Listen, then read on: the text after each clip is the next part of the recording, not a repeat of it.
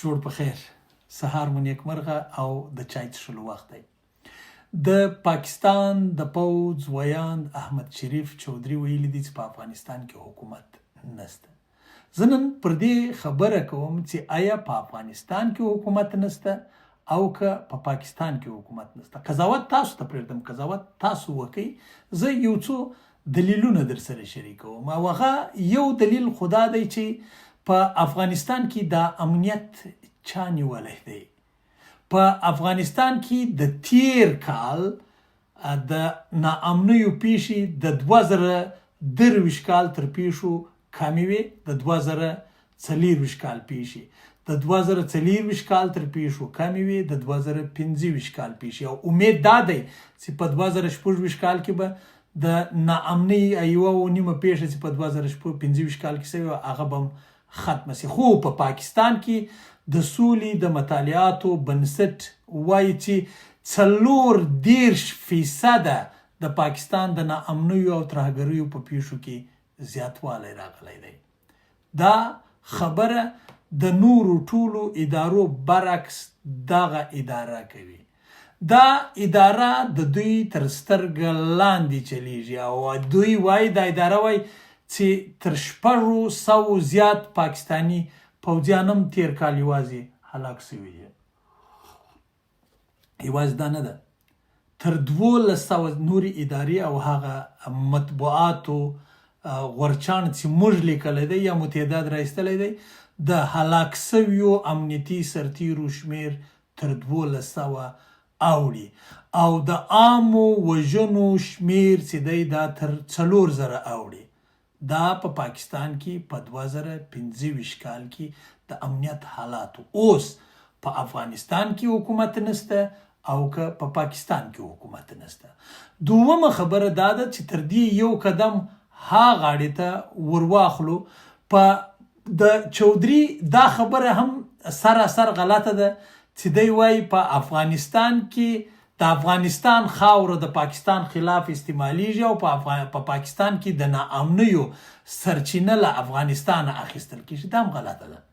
په پاکستان کې ناامنیو ته لاره دوی هواره کړې ده، بستره دوی ورته هواره کړې ده، زمینه سازي دوی ورته کړې ده. مثلا زه یو څو ټکو ته اشاره کوم.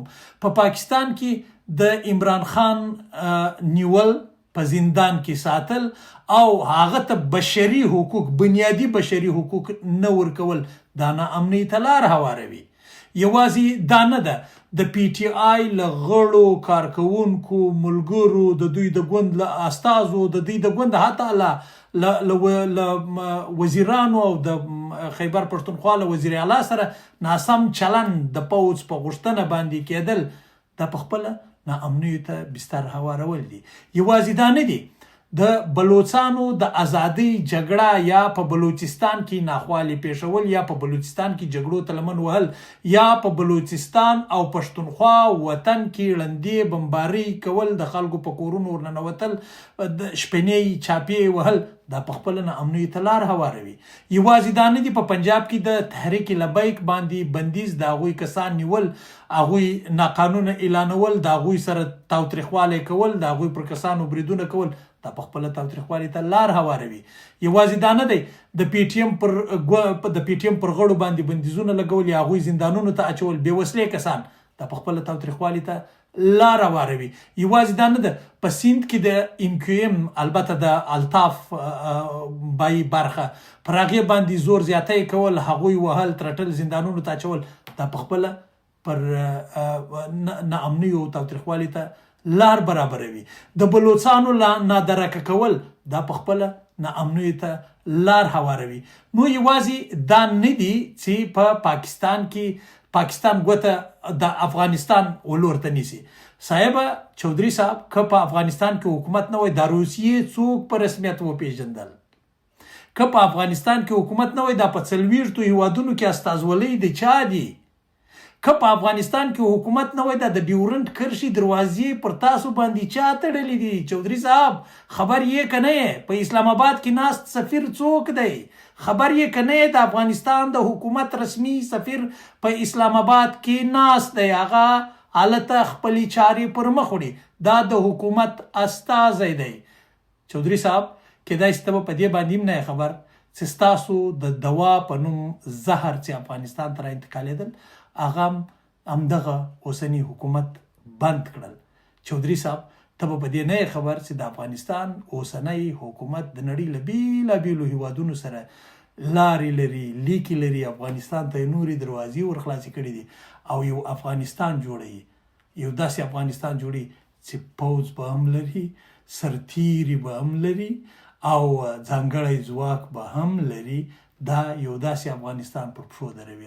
چودھری صاحب ته نه خبر په افغانستان کې اوسنی حکومت د اقتصاد او د بیا رغونې یو سمبول دی او که په دې ټولو شانو بیا هم نه خبر نو له یوې ډېرې مهمې موضوع به دې خبر کړم. هغه دا ده کیدای شي تاسو یا به بیده واستئ یا به یو بله در پیښوله.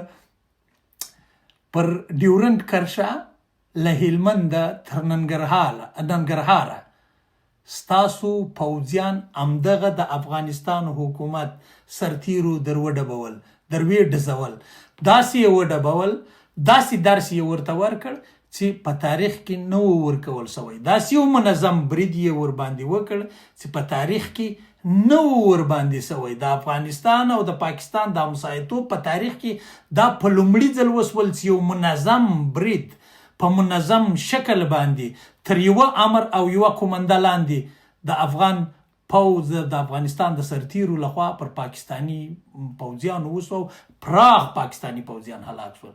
چودھری صاحب که په دا نورو ټولو شانو نه خبر، په دې خو به خبرې همدا حکومت و چې دا کار یې وکړي. دا کارونه ډلې نه کوي، دا کارونه حکومتونه کوي.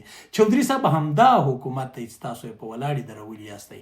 ستاسو اقتصاد یې تر هغه سټیجه ورسوه چې اوس ستاسو حکومت یعنی پوځ نه، ستاسو حکومت چغې وي چې الی د افغانستان له حکومت سره لاره یوسئ، غاړه یوسئ، د افغانستان حکومت خوشحاله کوي.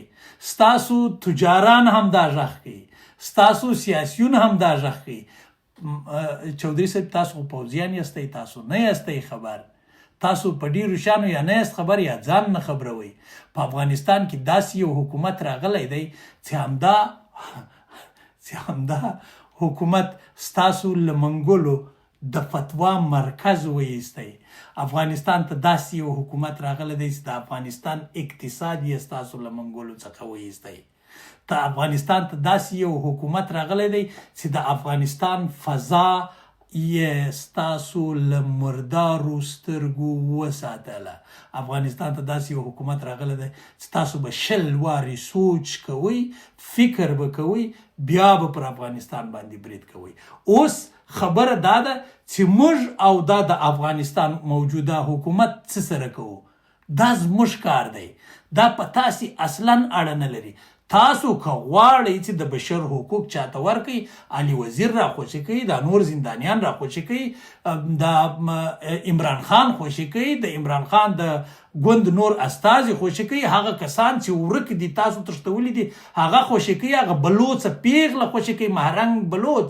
که تاسو رښتیا انسانیت کوئ یا د ښځو د حقوقو له غمه مړه یاستئ او که دا نه کوئ، زموږ په حکومت باندې کار مه لرئ. موږ افغانان سره جوړیږو، موږ افغانان سره پوهیږو، موږ افغانان یو د بل په خوی خصلت په هر څه باندې بلد یو او موږ افغانستان نه ورانېدو ته نور پرېږدو، نه یې خرابېدو ته نور پرېږدو او نه یې و ستاسو مداخلې ته نور پرېږدو. دا منمه ستاسو به 1.5 جاسوس پاتې وي، یا به رسوا سي، یا به خدای ور واخلي او یا به توبه وکاږي چې ډیر امکان لري توبه وکاږي. نو که چیرې ستاسو دا خیال وي چې تاسو به بیا په افغانستان کې هغسې ریښې غځوئ لکه پخوا چې مو غځولې وې، نو هېڅ امکان نه لري. دا خبره اوس تاسو له منګولو وتلې ده. نو ښه به دا وي چې پر دغسې ژبه باندې وغږېږي چې هغه د اقتصاد ژبه وي، هغه د خودمختارۍ ژبه وي، چې هر هېواد په خپله خودمختار وي. ګورئ دا یوه خبره یاد ساتئ، پاکستانیانو داستی پوځیان به په پښتو نه پوهېږي، دا ورته ترجمه کړي، دا ستا ځین لګیا دي د پوځ ډولونه یې غاړې ته اچولي په پښتو پوهېږي. که چیرې امکان ودرلودی تر چودھری صاحب ور ورسېداست، دا ورته ووایاستئ ورته چودھریانو یا د پاکستان پوځه غلط روان یاستئ، پر غلطه لاره ځئ. غلط مخ مو په مخه ورکړی دی.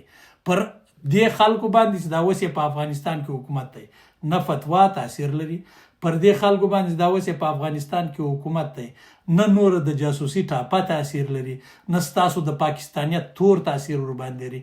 او دې خلکو دا خو طالبان دي، سر یې اوس د دې وطن و آبادۍ ته نیولی دی. طالب که وارشي ته سر ونیوی هغه کوي، اوس یې سر د افغانستان و جوړېدو ته نیولی دی. موږ تاسو ته مشوره درکوو د دغه طالبانو مخ د ځانو خواته مه در اړوئ، دا په مو تر تورو اوبو تیر کې کې در پام سو، او یا مو ژبه دغه رقم ژبه کاروله لکه دا اوس یې کاروئ چې دا ډېره پارونکې ژبه ده.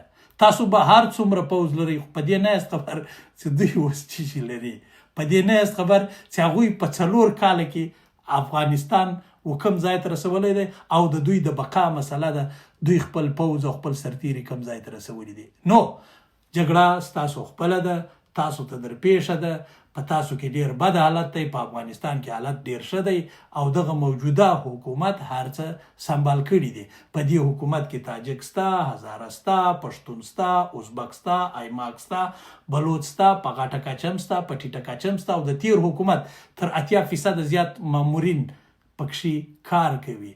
نو دا د افغانانو حکومت دی، دا اوس موجوده حکومت دی، افغانان سره جوړیږي. موږ دوی به په خپله سره ډزوو، که مو خوښ و که مو نه و خوښ، کې خبره منله کې نه منل تاسې ته حاجت نشته. نو دوستانو دا ویډیو در سره شریکه کړئ، دا پاکستانیان خبر شي، دا پوځیان خبر شي، دا خلک خبر شي چې وروره په افغانستان کې چې کوم حکومت موجود دی هغه داسې عادي حکومت نه دی چې چودري صاحب ستا په خبرو باندې تا خپل زور ووهه، هغه وخت نور تیر شو. شاد آباد او بریالي اوسئ د یو داسې افغانستان په هیله چې ذلیل دشمن لا نور ذلیل وي. خدای مو شاد لره.